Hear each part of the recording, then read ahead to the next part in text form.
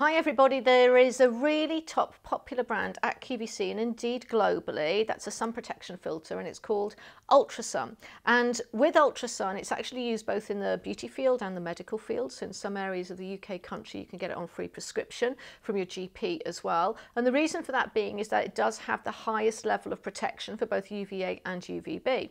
Now the reason that we like it in our beauty regime when we buy it through QVC as well is that for me as a beauty expert to you, it does make sunscreen easy in that you just have to put it on once a day, and that you put it on dry skin first thing in the morning before you go out on either the face formulas or the body formulas, and you do not need to reapply it unless you're in extreme exposure, extreme temperatures, can't take actual shade breaks. So that might be in the UK, for example, if you're a builder or you work outdoors or you're a dog walker or you're not able to take shade breaks, you might put some more on vulnerable areas like noses, face, shoulders, tops of heads, backs of the neck, tops of the ears. They're very vulnerable medically, those places.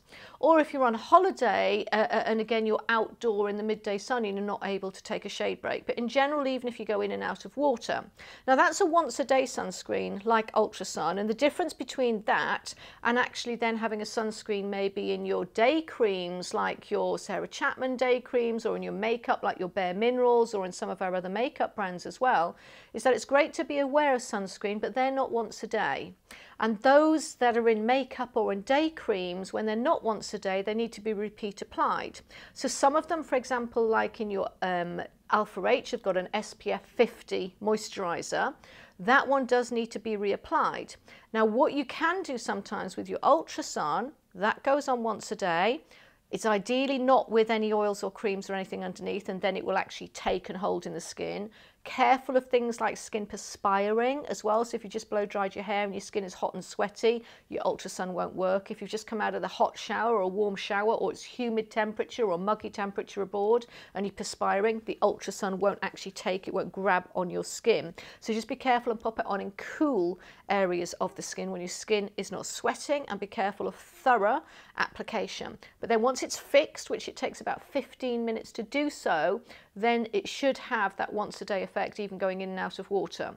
Now, if you suffer or you're in extremities of maybe coastline in the United Kingdom, or it's very windy, or you do a lot of sports, you may also, if you want to, top up with something like an Alpha H Factor 50 moisturiser, or a sunscreen that is a repeat application to add moisturisation to your skin throughout the day as well. That, you know, wouldn't be a problem, and you could do that, and sometimes that is a good way of keeping both sun protection and anti-dehydration effects of the sun on your skin as well. You can actually, you know, treat the two things that can be concerning for us with the sunshine. But it's just important to know when you're using a once a day, the do's and don'ts. The other thing that you get confused with, especially when you're shopping on QVC and using lots of your lovely layering products and your skincare brands, you'll have one brand say, put this on first, but then you watch an Ultrasun show and you'll say, this has got to go on first.